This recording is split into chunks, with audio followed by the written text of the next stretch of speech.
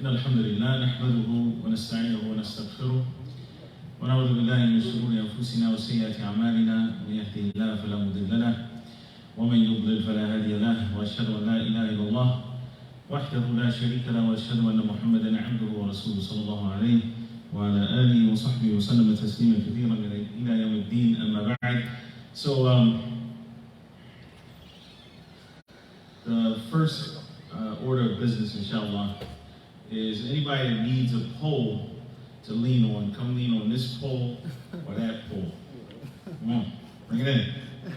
Bring it in. And for you 40 and under guys, no walls and all that other stuff. All right, come on, come on.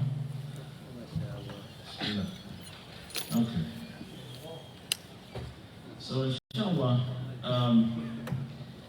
did anybody see what the title of this talk is? Yeah. Allah will never neglect us. Allah will never neglect us. Okay. Where does that title come from? I know it's the last talk of the day, so it's got to be some back and forth. I'm not going to talk the whole time. Where does it come from? Yes? The title comes from Hajar. The title comes from Hajar. Who's Hajar? Ibrahim's wife. Ibrahim's wife. And the mother of? Ismail. Okay. Allah will never neglect us. Okay, there's another statement in that same hadith, which is Allah will never neglect His people. Which was actually the title of this talk, and then North did some man played around. Played with the title. Like, Allah will never neglect His people. Anybody know who said that? Same hadith. Anybody? Jibril, alayhi salam. The angel Jibril said, Allah will never neglect His people. And He said it to Hajar. He said it to Hajar and Ismail. And both of these statements are very important because, well, it's important for a Muslim at all times to recognize that Allah subhanahu wa ta'ala will not neglect His people. It's important for a Muslim to realize that, and then to look at what does it mean to be from Allah's people? Who are Allah's people? What does that mean, right? So those are some of the things I want to cover today. And obviously it all goes back to this story of Hajar. And her sa'i in Mecca, her running back and forth between the two mountains, the mountain of Safa and Marwa in Mecca, which Imam Hanif, Hafidhullah, just kind of went over that hadith. But we're going to stop and focus on different parts of that hadith. And the reason why this is significant at this time of the year is that today is what day? First. The first of what? No, it's not the first. What's today? It's the Prophet ﷺ when he stood up in Mecca during the last Hajj, and he said, what day is today? And they thought he was going to name it something else. I'm not naming it anything else. What's today? It's Independence Day, right? No. It's the 24th of Dhul Qa'dah. Okay. 24th of Dhul Qa'dah. Which means that Saturday, if Dhul Qa'dah goes all 30 days, then next Saturday, inshallah, will be the 30th of Dhul Qa'dah, and Sunday will be first of Dhul Hijjah. Which means we're only a week away. I mean, give or take. And those first 10 days of the Hijjah are the best days of the year. There's no other days in which a person performs good deeds that are more beloved to Allah subhanahu wa ta'ala than those that are performed in those first 10 days. Even though so many of the Muslims are negligent of those days. And this is the measure here, Ikhwan, because sometimes we go really deep and then we forget major points. those 10 days should not look like these days. Something about us should change. Something about us should be different, and we should be planning to be different in those 10 days. Is that clear? So whether it is fasting or reading more Quran or praying more or studying more or whatever it might be, but something or some things need to be very different about those 10 days than these last 10 days.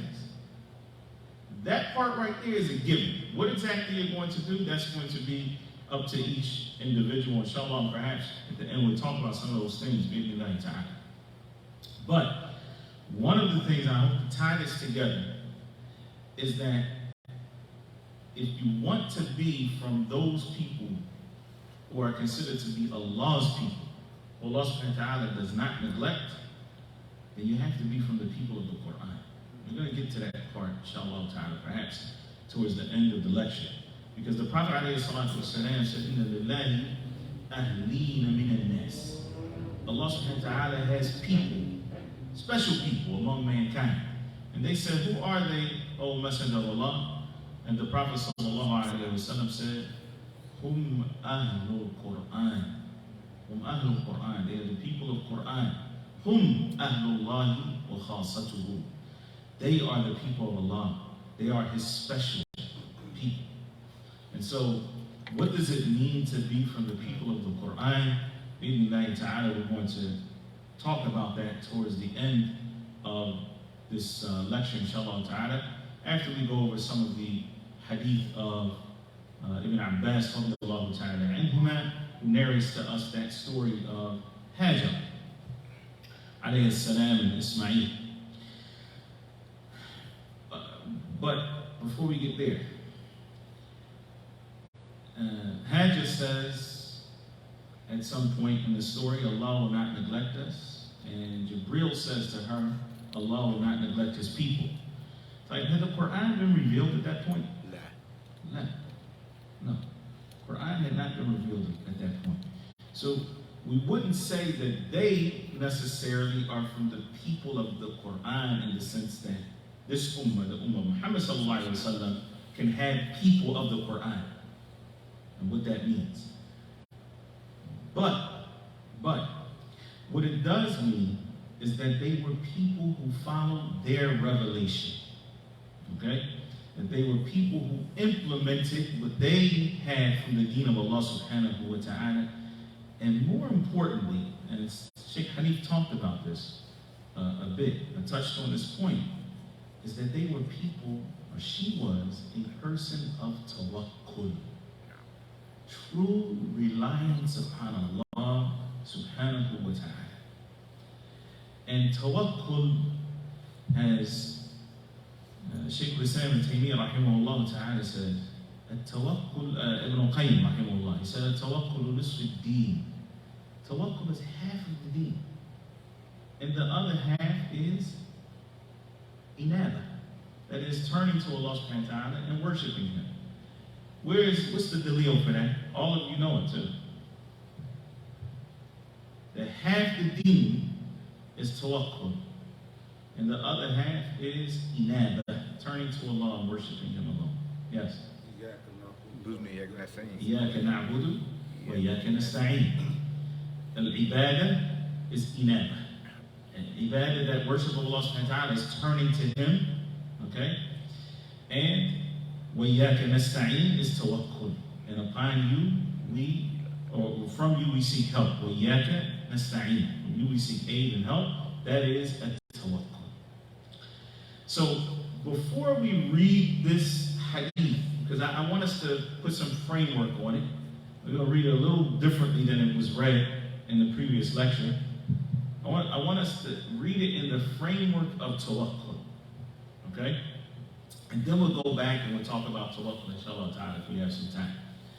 Ibn Qayyim, rahimahullah ta'ala, he says that tawakkul is not conceivable unless there are three things.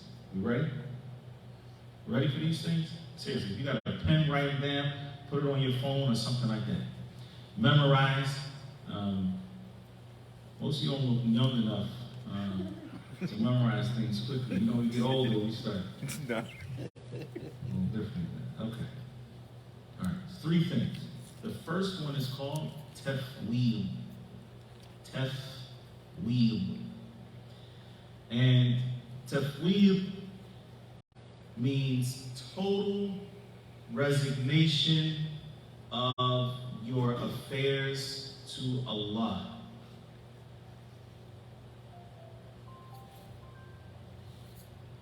Okay, what does tafweed mean? It means I leave it to Allah. Totally. Okay. Second thing is al-isti'ana. Al-isti'ana, seeking Allah's aid. Tafweed. Tafweed. Taf, wow, yeah, but tafweed. Fawwada amrahu tafweeda. The second one, I'm getting in there. I had to go back to number 1. Second one is al-isti'ana. Al-isti'ana, which is to seek aid. Which comprises of 2 components. Al-isti'ana, however it sounds, don't worry about it. Seeking aid. Yes. Which comprises 2 things. Number 1, it means that you're seeking Allah subhanahu wa ta'ala's aid, that your heart is attached to Him, that you're seeking His aid to fulfill whatever need it is that you have. And the second part of that is that you're doing your part. The scholars say al-akhdhu bil-asbab. That is, that you take the necessary means to get the desired result. Right? Al-isti'ana. Which, for example, you want to have children. Okay? If you sit in your house all day on the couch and watch television, will you have children? No. If you said probably not, I'm scared of what the world is coming to. Because, I mean, there are a lot of things you can do from your phone right now, but not having children is not one of them. So you have to make effort. You have to get married. You have to, right? So there's things you have to do from your side, all at the same time, trusting in Allah subhanahu wa ta'ala or seeking His aid in doing all of those things. Okay, so that's the second one. First one is what? Tafweed. That you leave it to Allah. That you leave your affairs to Allah subhanahu wa ta'ala. This is, by the way, this is what most people, they don't even get on the tawakkul train. Because they don't leave their affair to Allah subhanahu wa ta'ala. They have a desired outcome in mind. That it's supposed to be like this. And that they're trying to make that happen at all costs, even when Allah subhanahu wa ta'ala is showing them that that's not the way to go. And then the last thing is ar-rida. That is to be pleased with Allah subhanahu wa ta'ala's decision. That is part of tawakkul. Ibn al-Qayyim says, لا يتصور التوكل إلا بهذه الثلاث. It is not conceivable that one has tawakkul, true reliance upon Allah subhanahu wa ta'ala, without these 3. So, if a person gets to the point where they say that they have left their affair to Allah subhanahu wa ta'ala and they're seeking His aid, yet they are displeased with the outcome, that's not tawakkul. Alright? So we'll go over those 3, inshallah, after we finish reading some of the hadith, because I want you to read this entire, as we go along this hadith, I want you to pull out these 3 concepts from what happens in the hadith. Okay? So this hadith is narrated by Al-Bukhari, rahimahullah ta'ala, and he narrates it on several of the tabi'een. And he says that يزيد أحدهما, 2 of the tabi'een, ويزيد أحدهما على الآخر. In other words, the 2 of the tabi'een narrated this hadith a little bit differently. Some of them added places where the other one didn't. And Bukhari brings the narration together in Sa'id ibn Jubair, who said that Abdullah bin Abbas, radiyallahu ta'ala anhuma, said that the first lady to use a girdle was Ismail, the mother of Ismail. And her name was Hajar. Now the scholars actually mention that her name was not actually Hajar, but that was a title. And that it comes from Hajar, which is here is your compensation, here is your reward.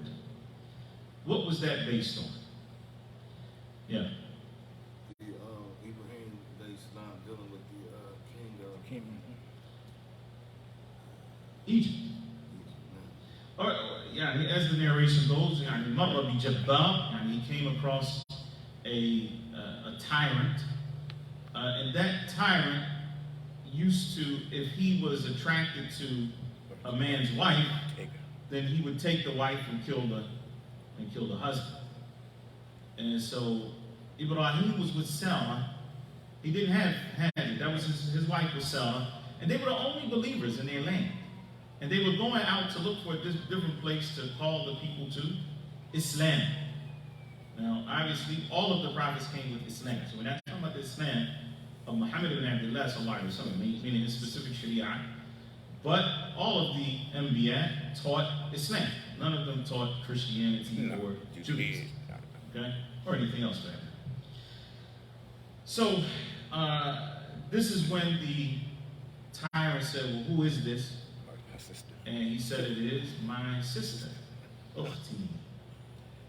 So the Prophet ﷺ, and he says that Ibrahim, he said 3 lies, even though these are not blatant lies. Meaning what? That there's a interpretation where these are not straight lies. She was his sister in faith, though it was his wife.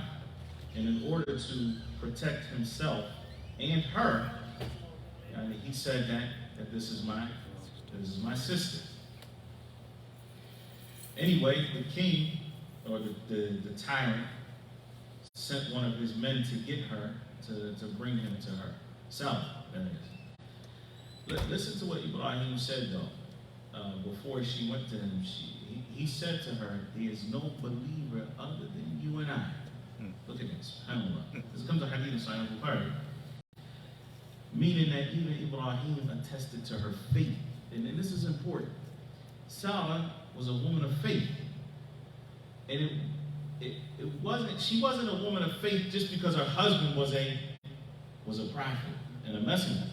She believed truly in Allah subhanahu wa ta'ala. As you see in other places, subhanAllah, she had strong faith. But in this scenario, Ibrahim was telling her, don't go against, don't contradict what I've said, because then it's going to be over. And so the tyrant began to approach her, but his hand froze up.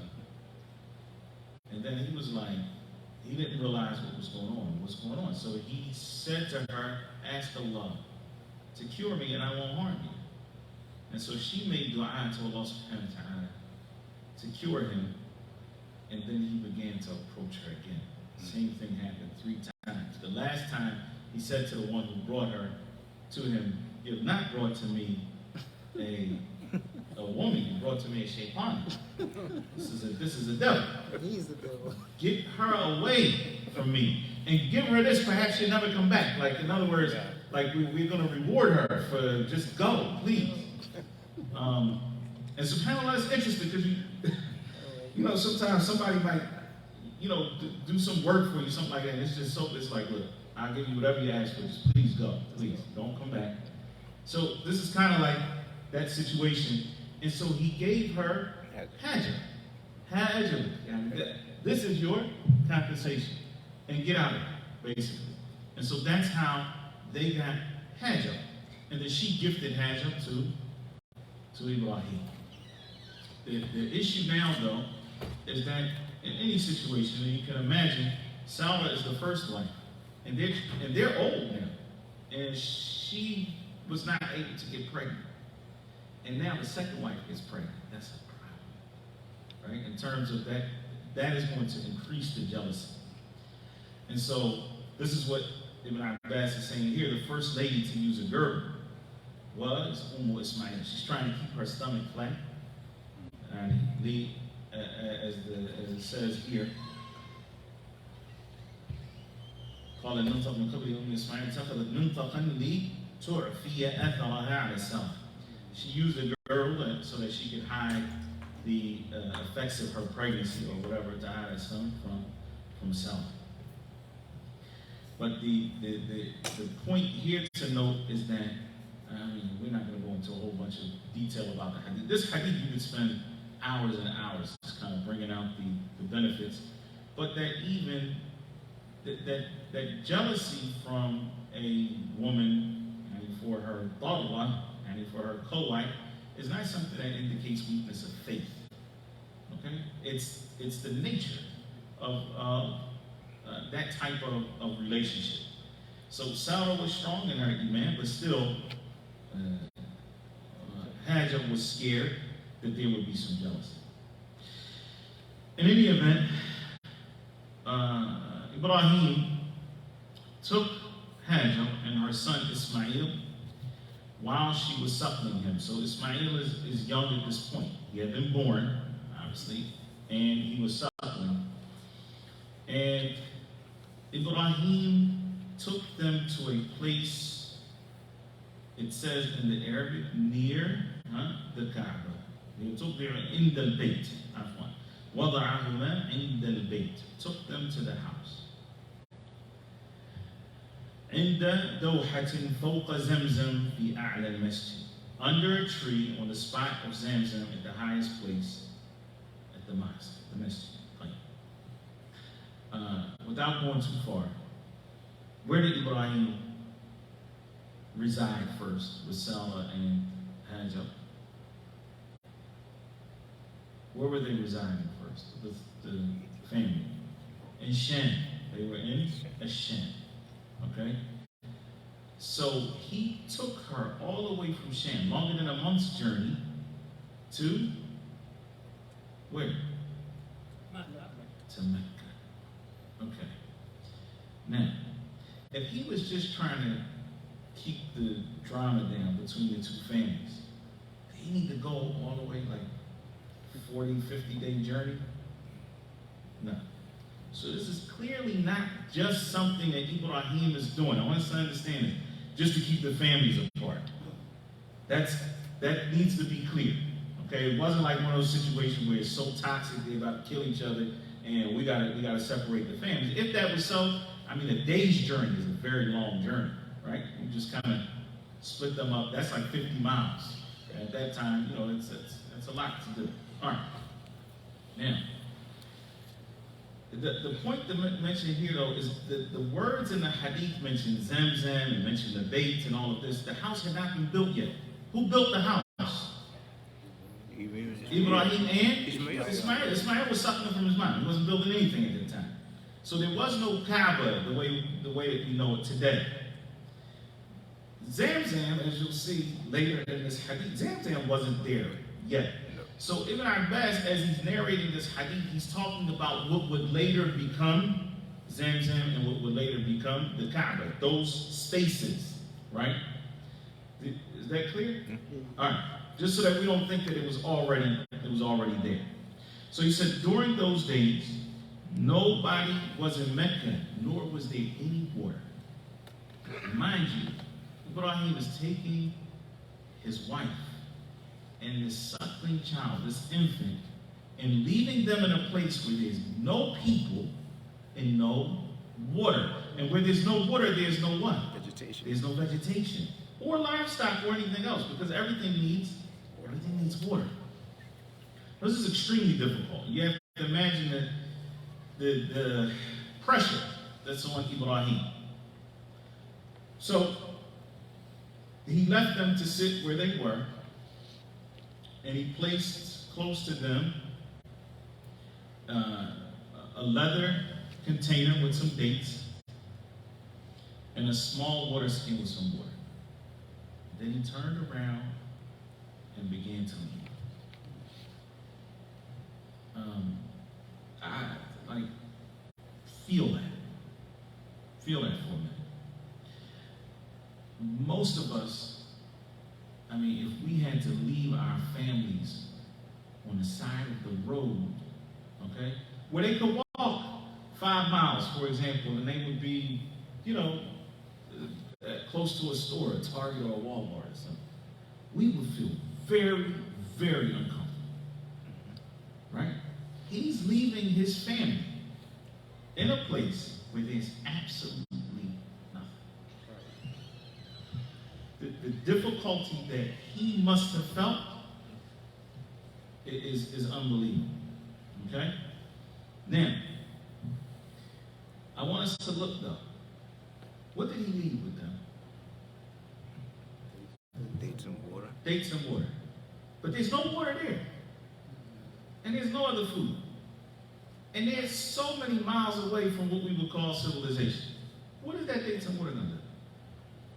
No, seriously, think about it. What is a little bit of dates? It's the equivalent of this. You leave your family, and you know that there's nothing around. That they won't be able to get anywhere for, weeks. And you leave them with a meal and a gallon of water. What is that doing? Just prolonging the inevitable. Okay, however, how do we look at this in light of tawakkul? What part of tawakkul is this? No, that's not tafwid. Not this part. It's all tafwid. It's all kind of interchangeable. But I want you to think about, why is he leaving dates and water? Okay, I'll give you a hint. Yeah. Maryam alayhi salam just gave birth. She's weak and she's hungry. What did Allah tell her? Shake the tree. Go and Shake the tree. shake, Tree. not just any tree, Palm tree. and nothing, the palm tree. Any of you seen the palm tree? Yeah. Brother Hassan here is like a quarter at the bottom of the palm tree. A woman who has just given birth, a man who can, bench press 500 pounds is not shaking a palm tree. But Allah subhanahu wa ta'ala told Maryam what? Shake the palm tree. Right. What do we get from it? Do your part. Do your part. Do what you can do, even if it's not enough. Do what you can do. Okay. Allah subhanahu wa ta'ala told Musa alayhi salam, after the army had cornered them, right? There's the army is surrounding them, and then on the other side of them is the sea. And Musa's folks said what? Inna lamudrakun. Okay, we're caught. That's it, it's nowhere to go. Musa said what? Kalla inna ma'i rabbi sayahdin. He said, no. My Lord is with me, he will guide. And so what did Allah tell him to do? What in the world is you putting your staff on the water? What does that do? Do your part, and Allah will take care of the rest. And that is al-isti'ana, seeking Allah's aid, seeking His aid, doing what you can do. The Prophet ﷺ said, "Al-mu'minu al-qawi khayrun wa habbu ila Allah min al-mu'min al-da'if fi kulli khayr." That the strong believer is better and more beloved to Allah than the weak believer, and both of them is good. Then what did he say?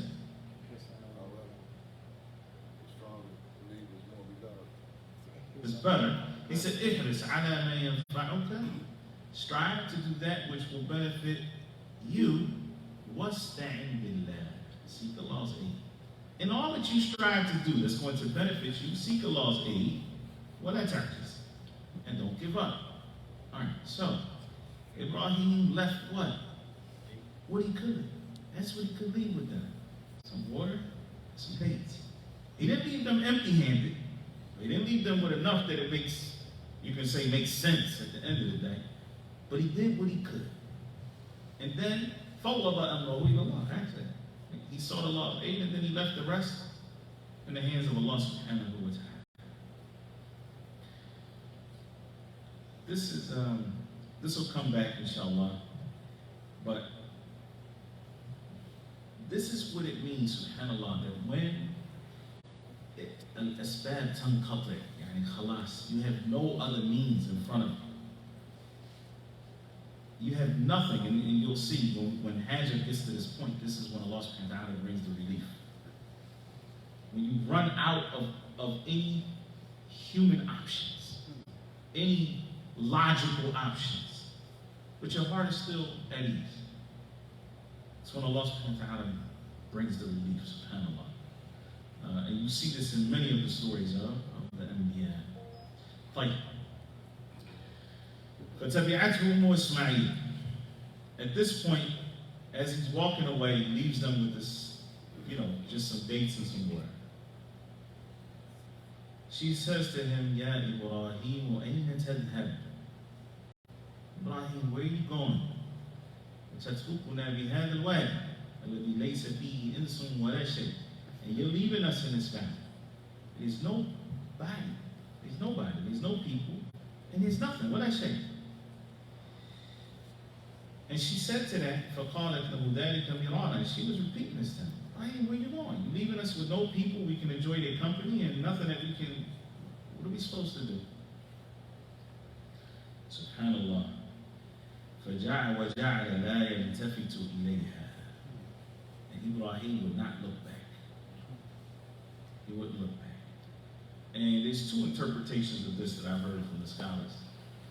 The one is that it was too painful for him to see his family in that state. He was okay. He knew that they would be okay, but he didn't know how to explain to them that they were going to be okay.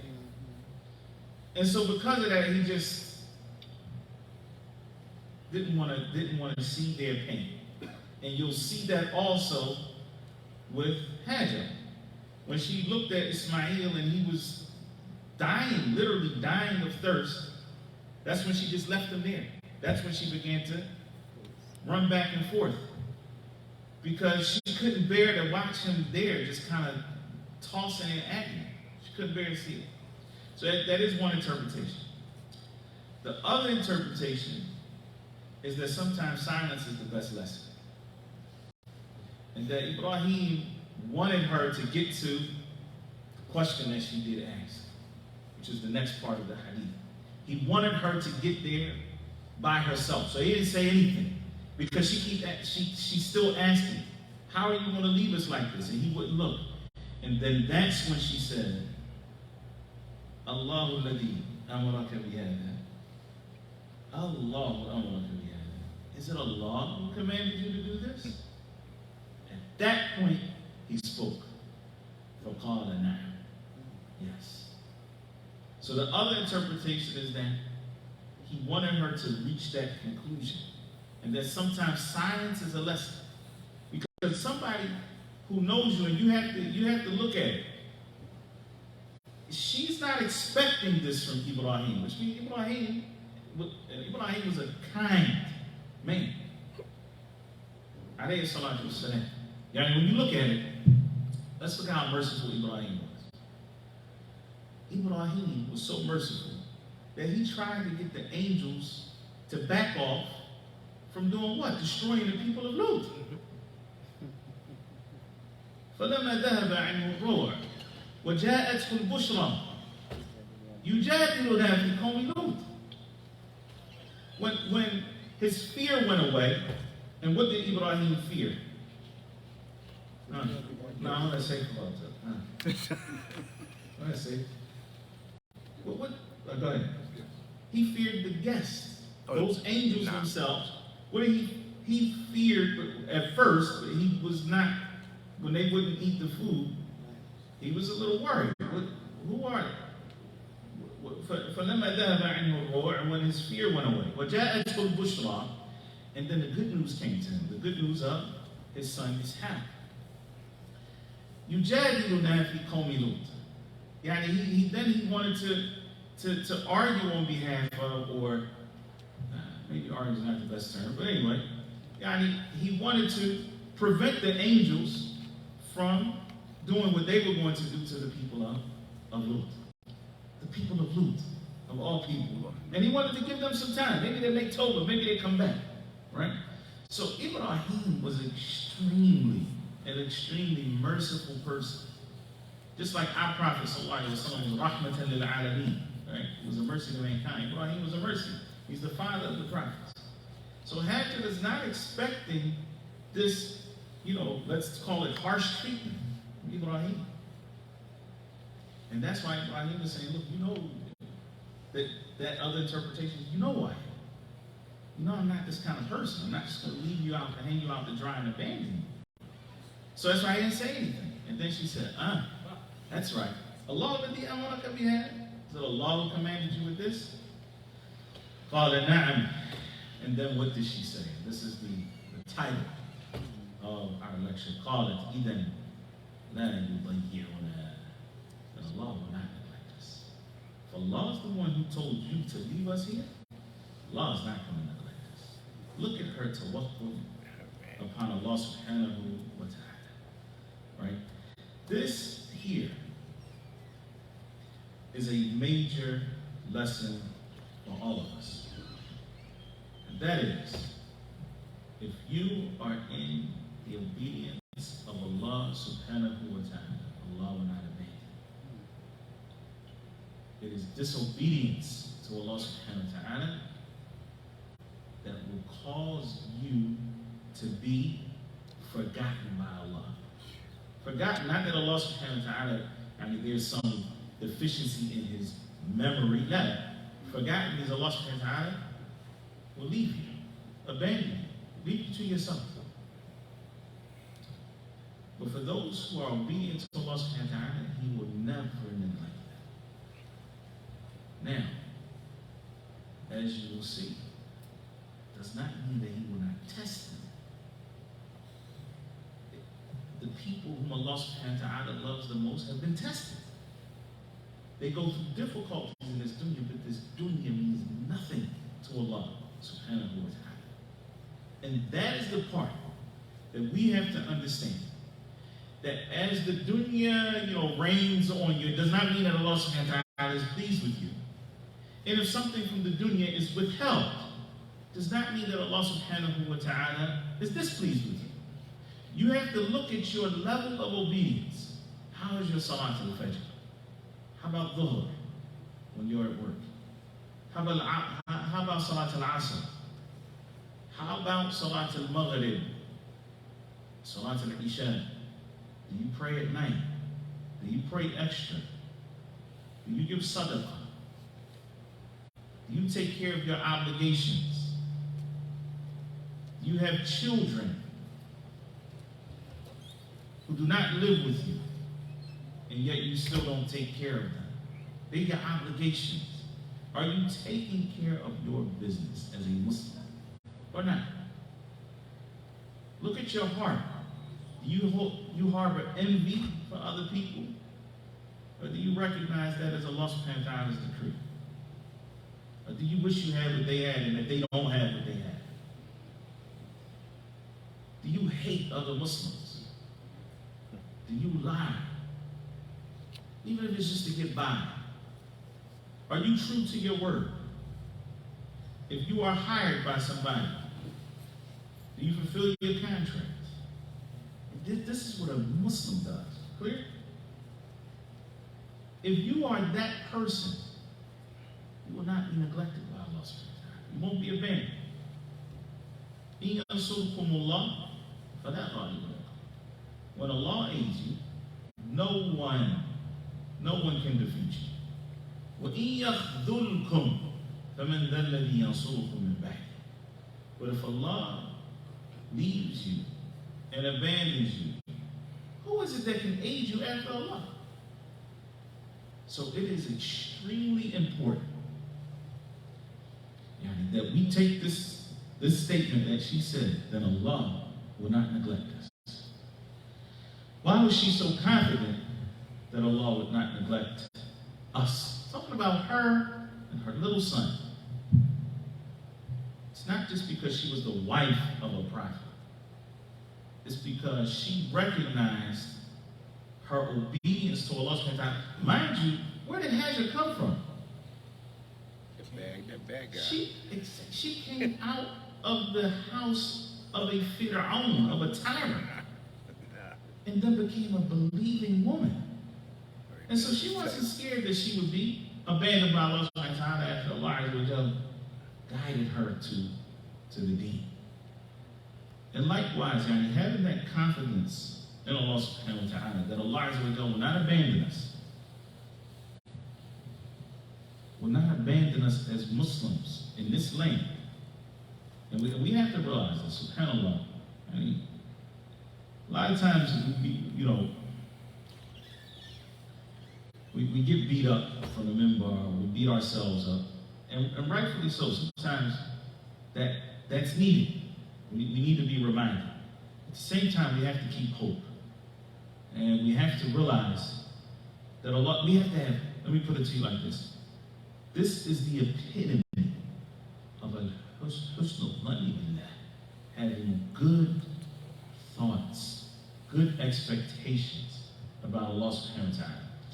As the ulama say, على قدر حسن ظنك بالله ورجائك به يكون توكلك عليه. According to how much or the level of your good expectations of Allah and your hope in Him will be your tawakkul. Your tawakkul will correspond to the husnul dhan that you have with Allah subhanahu wa ta'ala. So if you have bad thoughts about Allah subhanahu wa ta'ala, Allah is going to punish me, I'm going to the hellfire, I'm never going to Jannah. If those are the thoughts that you have about Allah subhanahu wa ta'ala, or Allah doesn't want good for me, for example, or you question, why is Allah testing me like this? Right? Then your tawakkul is going to go lower and lower and lower. But the opposite is also the case. If you realize that I have shortcomings, but Allah has blessed me to be from the people who make tawbah. Allah has blessed me to get to the masjid so that my previous sins are forgiven. Allah has blessed me to fast in Ramadan. Allah has blessed me to make it to the first 10 days of Dhul Hijjah. Allah has blessed me to do these things. Allah has blessed me to see the importance of using some of my wealth to support the Muslim community, to give in charity. Then you see, subhanAllah, that's your husnul dhan billah. Allah bless me with that. And so Allah wants good for me. You see, two questions you have to ask yourself when it comes to husnul dhan. Do you really believe that Allah wants good for you? And do you really believe that what Allah has given you is good? It's two different questions. Do you really believe that Allah wants good for you? And you should. Allah has chosen you from amongst the people of this land to be amongst His servants. And if you don't think that Shaitan is going to be busy with you and causing discord between you and other Muslims, you got it totally backwards.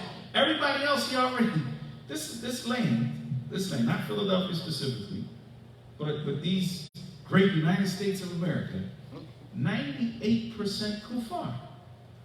That means 98% of the people are already part of Shaitan's army. And it doesn't take much to keep them busy. So who do you think Shaitan is focusing on here? It's the Muslims, the 2%. Let's figure out how to keep them at war with each other, discord and fitna between the Muslims. And the Shaitan, as the Prophet ﷺ said that Shaitan has given up. He has despair of being worshipped. Fi Jaziratul Arab, in the Arabian Peninsula. What happened to Tahrishi Rain? So his objective is just to create discord between you. The point in all that is what? Husnul dhan billah. Look at what she said. Then, Allah will not neglect us. That's the husn al-dhan that you have to have in Allah subhanahu wa ta'ala.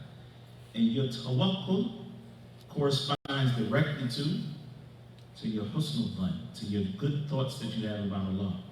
And the Prophet ﷺ said something very powerful. He said, لا يموتن أحدكم إلا وهو يحسن الظن بربه. Let not one of you die, except that he has good thoughts about his Lord. Tahir, when are you going to die? Don't know. So the Prophet said, don't die except that. What's that mean? Stay on it.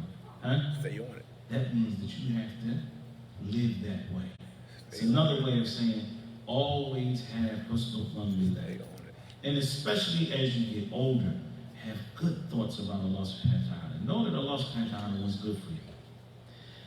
The second part of the question is, do I believe that what Allah gives me is good? You see, that's a tougher question, because sometimes you want something and Allah gives you something else. Part of your husnul dhan billah, your good thoughts about Allah, is to know that whatever it is that He has given you, that was better for you. What He has decreed for you is better for you than what you wanted. What He decreed for you is better for you than what you wanted. It's not always easy to see it, but sometimes Allah allows us to see some of the wisdom in His decision for us that went against what we had in mind. You see the wisdom in it later on down the line. Sometimes you don't. But you should take from the times that you do see as a reference point for the times when you don't see, well, what was the hikmah in that, situation that I went through. Recognizing that Allah subhanahu wa ta'ala wants good for you, Ya Abdullah. Allah will not neglect us. So Ibrahim proceeded onwards, and he reached a place where they could not see him. And at that point, he turned back towards where the Kaaba would be built, and he raised both of his hands. And this is where he makes the dua that comes in the Quran. When he says, رَبَّنَا إِنِّي أَسْكَنْتُ مِنْ ذُرِّيَّتِي بِوَادٍ غَيْرِ ذِي زَرْعٍ عِنْدَ بَيْتِكَ الْمُحَرَّمِ رَبَّنَا لِيُقِيمُوا الصَّلَاةَ فَاجْعَلْ أَفْئِدَةً مِنَ النَّاسِ يَهْوِي إِلَيْهِمْ وَارْزُقْهُم مِنَ الثَّمَرَاتِ لَعَلَّهُمْ يَشْكُرُونَ. So this is where he says, our Lord, I made some of my dhurriyyah, my family and my offspring, dwell biwadin ghayri dhi zar', in a valley that has no vegetation and no cultivation, by your sacred house, in the Baytika al-Muharram that had not yet been built. Rabbana liyuqimu as-salah. Our Lord, so that they would what? Establish the salah. Allah had hikmah in decreeing that Ismail and Ismail stayed right there at that place. And what was the hikmah? What was the hikmah? So that the Kaaba would be built there, and that the salat would be established there, and that the Muslims all over the world would turn in that direction to establish the salat, and that those who get the opportunity to pray there, that their prayer would be multiplied 100,000 times. رَبَّنَا لِيُقِيمُوا الصَّلَاةَ, so that the salat can be established. Who would establish that? That would be Ibrahim and Ismail, who would later build the Kaaba. So fill the hearts among men with love towards them. SubhanAllah. SubhanAllah. And this has two different connotations. Meaning that while I'm away, Ya Allah. Because Ibrahim didn't come back until after Hajar had died. While I'm away, make it so that there's some people who come there whose hearts are inclined to them, who take care of that situation for them. But up until now, our hearts are inclined towards them. Up until now, there's not a minute that goes by, a second that goes by, except that somebody is commemorating Hajar by making sa'i. And SubhanAllah. There's not a second that goes by on earth except that somebody is making dua for Ibrahim and the family of Ibrahim. Is that not right? That's right. Do we not do that in every single one of our prayers? Hey, subhanAllah. Hey, look at that. I mean, look at the legacy of Ibrahim, alayhi salam, and how it is intrinsically connected to the interwoven with the story of the building of the Kaaba and what Ismail went through. May Allah subhanahu wa ta'ala have mercy on her. Tahir. I'm going to work through the rest of this a little more quickly, inshallah, so we can get to some other things. Ismail's mother went on suckling Ismail and drinking from the water that Ibrahim left with them, right? He left with them a water skin. When the water in the skin, or water skin, had been all used up, she became thirsty. And her child also became thirsty. Who do you think was more thirsty? The child. The mom. Because her milk didn't dry up right away. Her milk didn't dry up until she was bone dry. Meaning she had been told, she went thirsty first. And then the child went thirsty. Now she's going to have more patience, obviously, than the child had. But she definitely went thirsty, more thirsty first. And she started to looking at him, tossing in agony. That is, Ismail was so thirsty, he was just tossing in agony. And this is difficult for a parent to look at their child suffering, subhanAllah. But remember what she said. Allah will not neglect us. This is not neglect from Allah subhanahu wa ta'ala that sometimes you suffer. Or somebody you love suffers. That's not neglect from Allah subhanahu wa ta'ala, but it is a test. It is a test. Allah subhanahu wa ta'ala may prevent the dunya from some of his awliya, from some of his messengers. There was nobody more beloved than the Prophet ﷺ, yet 2 months. And they had nothing but the aswadain, the two black things, as they describe it. Dates and water. That goes to show, do not use wealth as a measure of Allah's pleasure with somebody. If we see, because we live in a capitalist society that puts all the value on what? Money. On material possessions, we often get tricked because we're engineered here. You're Muslim, but you're made in America. The made in American version of the Muslim, right? And so what happens is there sometimes you would subconsciously just take the values of the society that's around you because that's where you were engineered. So you start thinking that more money means better. More money means that Allah must love us. And that's a trick from Shaitan. Because there's a lot of things that you can do to get money that are displeasing to Allah subhanahu wa ta'ala. So, she left him, that is, Ismail, Hajar, left Ismail, for she could not endure looking at him, and found that the mountain of Safa was the nearest mountain to her on that land. So she stood on it, and she started looking at the valley keenly, so that she was looking for somebody. She's going to the highest point that she can find, so that she can see around. Who's there? Maybe somebody can help, but she didn't see anybody. Then she descended from Safa, and when she reached the valley, right? Because a valley is in between, what? 2 mountains. So when she came down from the one mountain and she went in the valley, she tucked up her robe and she ran in the valley like a person in distress. A person who was in trouble, right? And we do that till this day. Right now, they got the green lights there, the values, but the point is, till this day, in commemoration of Hajar and Ismail, the Muslims run between that valley. She tucked up her robe and she ran in the valley like a person in distress and trouble until she crossed the valley and reached Marwa, where she stood. And she looked, hoping to see somebody on that side. but yet she could not see anybody. Okay. So we've gone through a couple things. When she said to Ibrahim, is Allah the one that commanded you with this? And she said, then Allah will not neglect us. What part of tawakkul is that? Dependent Huh? on Allah. No, tawakkul is dependent on Allah, reliance on Allah. We said there's three things. Tafweed. This is tafweed. This is her, what? Resigning her affair to Allah. Like, here, she's going and she's looking, going from there, going to there, looking to see if she can find anybody. What part of tawakkul is that? And it's right.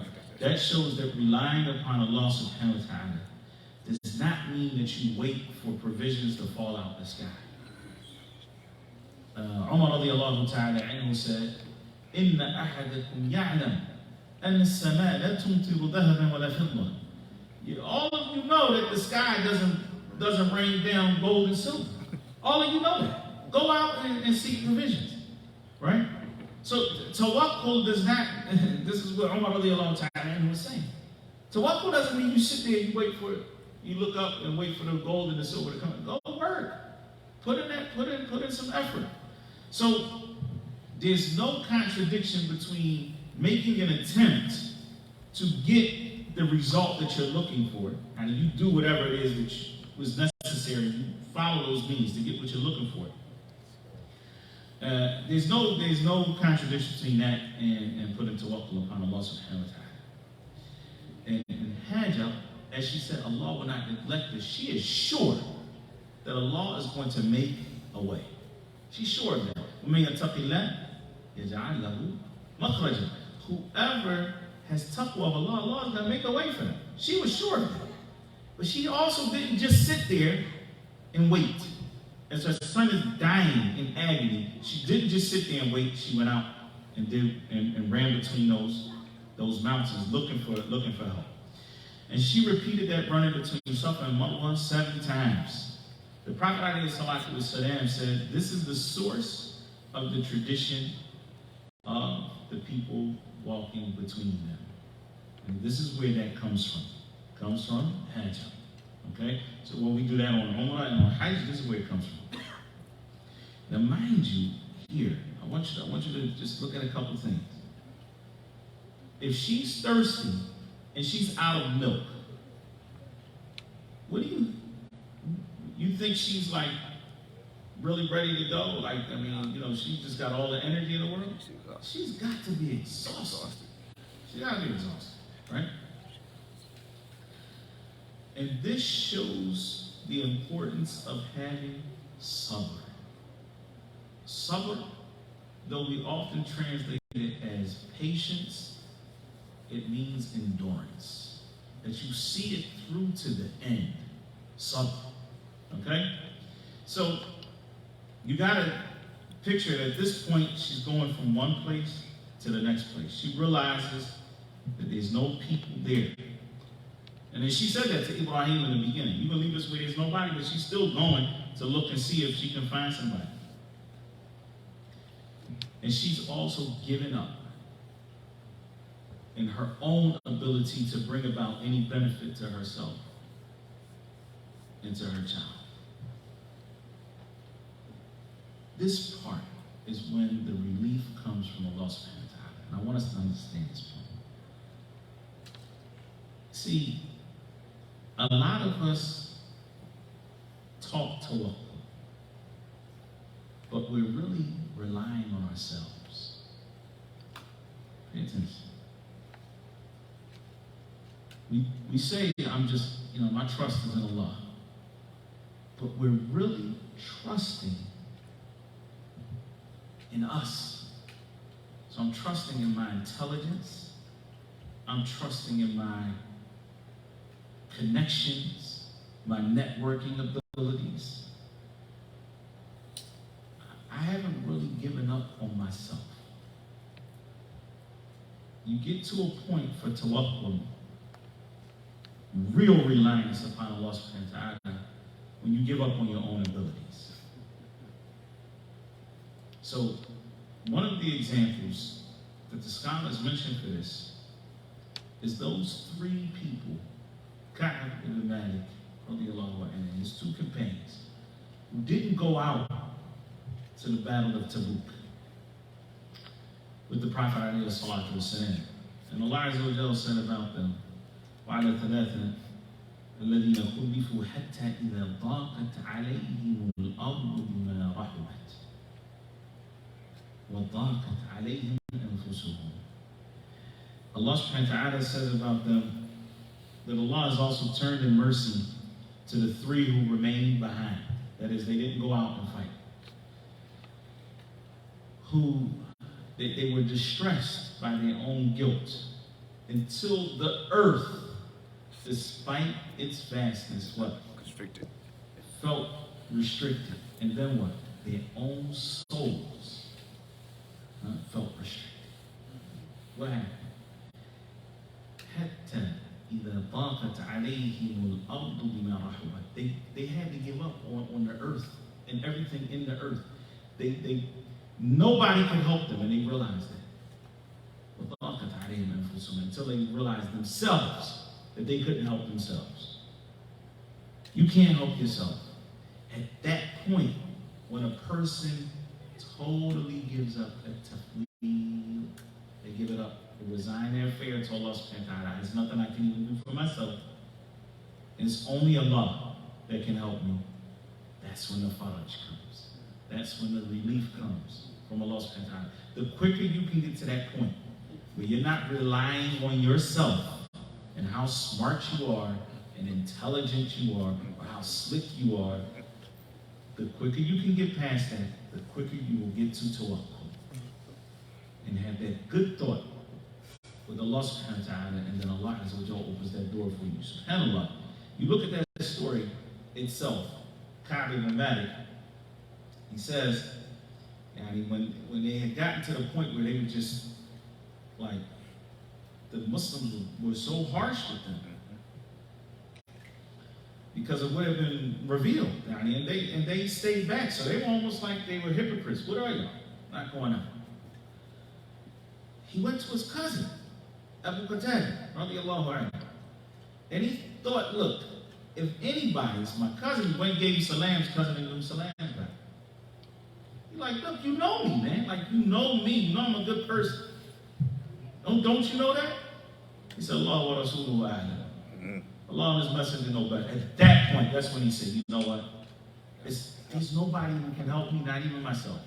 Only thing I can do is strengthen my relationship with Allah subhanahu wa ta'ala. Truly repent to Allah Azza wa Jalla. That's when Allah Azza wa Jalla opened that door. And he was tried. He was tried. He got the letter from the king of the Romans, the Byzantines. So we heard about the way that your companion, Muhammad sallallahu alaihi wasallam, we heard about his treatment. You come here, we got you. Yeah, we got you. I mean, you think about it. Think about sometimes you're going through it. Muslims are just acting like, crazy, and you trying to deal with it, and you get a letter from the big shot. Come on with us, we got you. Millions, zillions, whatever, we got you. That's a test. But he passed that test, alhamdulillah, radiallahu anhu. But the point is, at that point, when the earth, as vast as it was, just became like a prison, his own soul, he gave up on that. And then the dependence upon Allah subhanahu wa ta'ala, as Allah Azza wa Jalla says, وَظَنُّوا أَلَّا مَلْجَأَ مِنَ اللَّهِ إِلَّا إِلَيْهِ. And then they knew that there was no refuge from Allah except with Him. ثُمَّ تَابَ عَلَيْهِمْ لِيَتُوبُوا. And then Allah subhanahu wa ta'ala turned to them in mercy so that they would turn to Allah in repentance.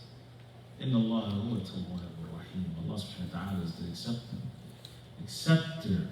He's the one who accepts repentance, and He is the most merciful. Subhanahu wa ta'ala.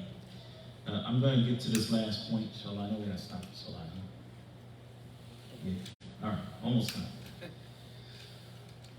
When she reached Marwa for the last time, that seventh time, that's when she heard that voice. she told herself, "Sorry, be quiet. Listen." She's telling herself, like, listen, what are you hearing? She heard the voice again, and she said, whoever you are, right? I've heard your voice. Do you have something you can help? Did you bring some help? And that's when she saw the angel at the place of Zamzam, digging the earth with his heel, or in some narrations with his wing, until the water gushed forth from this place. And then she began to make that basin, like a ramp, right? Using her hand. And she started filling up her water skin with it. And the water was flowing out after she scooped some of it. Listen to this part. So then the Prophet ﷺ said at this point, Yarhamullahu Umma Ismail. May Allah have mercy on Ismail.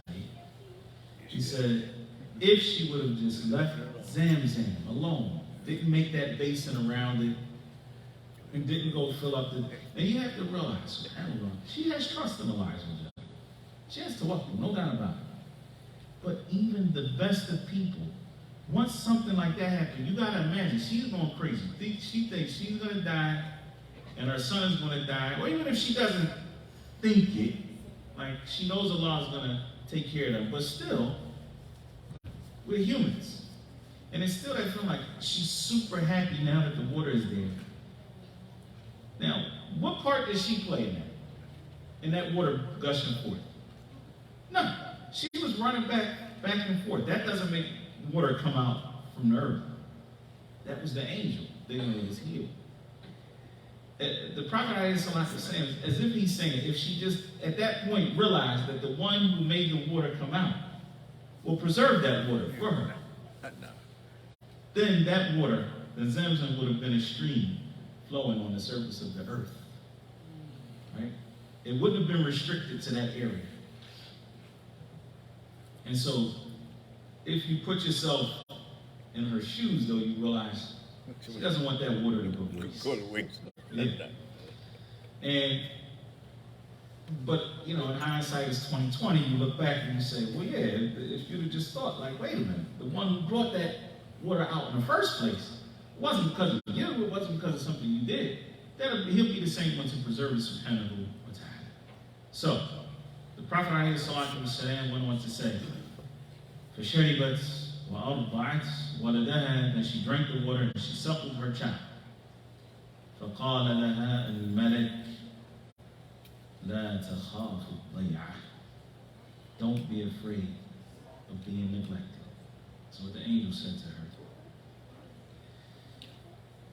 فَإِنَّ هَاهُنَا بَيْتَ اللَّهِ, because here is the house of Allah. يَبْنِي هَذَا الْغُلَامُ وَأَبُوهُ, it's going to be built by this young guy, young man here, this baby, and his father. وَإِنَّ اللَّهَ لَا يُضَيِّعُ أَهْلَهُ, and Allah does not neglect his people. Allah does not neglect his people. Time is up, subhanAllah. I really didn't expect it to take this long. Allah musta'an. And there's so much else to cover. I'm not gonna promise a part two, so let me just say this part right here. There's something I'll share with you, man, Noor, inshallah. Perhaps he can get it up on whatever channels you all use. There's a statement from Al-Ajurri, rahimahullah ta'ala, Muhammad ibn Hussein, in a book that we used to read together, by the way, Akhlaqu Hamalat al-Quran, the character of the people who carry the Quran. That is, they carry it in their chest, right? This book is phenomenal. And he goes into some detail, a few paragraphs, about who the people of the Quran are. And these are the people of Allah, the people who Allah will not neglect. And so I'm going to read something very, very, very quickly, inshallah. Pay attention, everybody, please.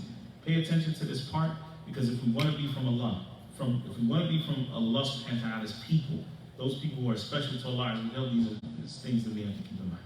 But one of them, Allah subhanahu wa ta'ala, and this is what he says, rahimahullah ta'ala, For the one whom Allah has enabled to learn the Quran and has favored him over others who have not learned the Quran, and he wants to be of the people of the Quran, one of Allah's people, and those who are closest to him. You want to be from those people who are not neglected by Allah. It is essential for him to make the Quran the cause of joy and comfort for his heart, so that he will rectify the illnesses of his heart through the Quran, and he follows the teachings of the Quran and acquires the noble attitude and behavior that will make him stand out from other people who do not read the Quran. The first thing that he should do is be mindful of Allah in private and in public by being prudent with regard to how he acquires his food, his drink, his clothing, where he lives. He should be aware of the time and the environment in which he lives and the extent of corruption among the people of his time. He should be cautious with the people he keeps around him, such that they do not have a negative impact on his religious commitment. He should focus on his own affairs, not everybody else's, to strive his utmost to rectify that which is wrong with his own attitude and his own behavior. He should guard his tongue and be careful in his speech, speaking on the basis of knowledge if he thinks that speaking will serve a purpose, and remaining silent on the basis of knowledge if he thinks that remaining silent will serve a purpose. To the point where he says, Rahimahullah, when he studies the Quran, he does so with the focus of mind. He's attentive, he pays attention. His main aim in doing so is to understand what Allah has made obligatory for him, which is to follow his commands and heed his prohibitions. His concern is not when I will complete this surah, not when I get to the end of this surah. His main aspiration is, when will I realize that Allah is sufficient for me and I need no one else? When will I be of the people of taqwa? When will I be of the muhsineen, the doers of good? When will I be of the mutawakkilin, those who put their trust in Allah? When will I be of the people who fear Allah and revere Him? When will I be of the patient and those who persevere? When will I be able to understand the words of Allah? When will I understand what I am reciting? When will I be able to gain control over my own nafs and restrain its desires? When will I truly strive in Allah's cause? When will I pay heed to the warnings of the Quran and be so focused on the remembrance of Allah that I will not be distracted by anything else? Whoever is like this or close to it, then he is reciting the Quran as it should be recited, paying proper care and attention to it. The Quran will be a witness for him, an intercessor for him, a comforter for him, and a protection for him. Whoever is like that will benefit himself and his family and will be a source of goodness for his parents and his children in this world and the hereafter. Those are the people of the Quran. Hum ahlullah wa khasatuhu. They are the people of Allah, and they are the special people of Allah subhanahu wa ta'ala. And Allah Azza wa Jalla will never neglect His people. We ask Allah subhanahu wa ta'ala to make us from His people. We ask Him to make us from the people of the Quran, the people who truly put their trust on Him. Wallahu a'lam, sallallahu alaihi wa sallam, ala nabiyyina Muhammad, wallahu a'lam, wal-an waqt al-adhan, ma bi as'ila walhamdulillah. How long ago was that book with that state? Al-Ajuri died in 374, wallahu a'lam. In the 4th century. Yeah, I mean, the state was old. We want to say Jazakallah khairan for coming, and we hope to see you more often. So you have to come and finish the story. After month. MashaAllah. Shaikh Tahir usually asks questions when he's done, but time is very tight. However, what are the 3 prerequisites of tawakkul that he mentioned? Tafweed, Isti'ana, and Ridha. What is Ridha? What does Ridha mean? Pleasing with Allah's decision. To be pleased with His decision. Why do you think Ridha come after Isti'ana? Because you go through the other 2 kind of first, and that's the end result. Yeah, the reason, Isti'ana really means seeking the help of Allah after taking the means. But one thing we have to understand, the means doesn't necessitate the result that we want, right? Exactly. He gave an example. If you sit down on your couch, were you the one or? Yeah, that was me. Yeah, you did not get married, would you have a baby? No. So if you did not take the means, you will not have the result.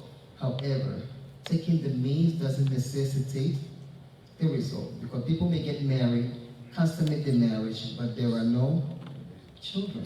So if you do not get the outcome that you are expecting, then ridor comes what? In. You have to be pleased with the decision of Allah the Almighty. Because the reason many people say, oh, made istikhara, we got married, and guess, look what is happening. This is what God decreed. And that negates tawakkul. That negates tawakkul. So like one dua for everybody. one dua that you can make, inshallah, then we call it a day. The Prophet ﷺ used to say this dua, Allahumma inni as'aluka ar-ridha ba'da al-qada. Oh Allah, I ask you for pleasure, for rida, contentment, better than pleasure, for contentment after your decree. Meaning that what? You're asking Allah to make you pleased with His decree. Because His decision may not be the decision that you were looking for. But you need to be content with that, because being content with that is part of your true tawakkul. And your tawakkul is part of your iman. وَعَلَى اللَّهِ فَتَوَكَّلُوا إِن كُنتُم مُؤْمِنِينَ. And upon Allah put your trust and put your reliance if you are believers. 7 places in the Quran. 7 places in the Quran. And tawakkul is mentioned 42 times in the Quran.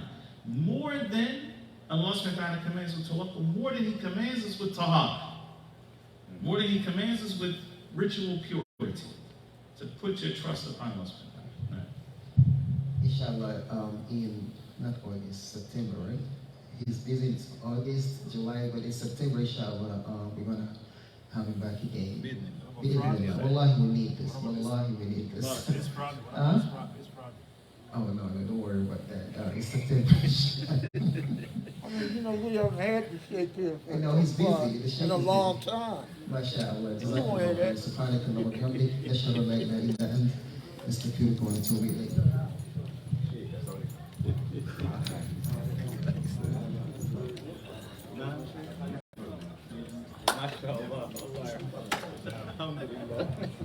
You know it. Allah Akbar. She's gonna bring her feet. You sitting in this, we're gonna take it back. No.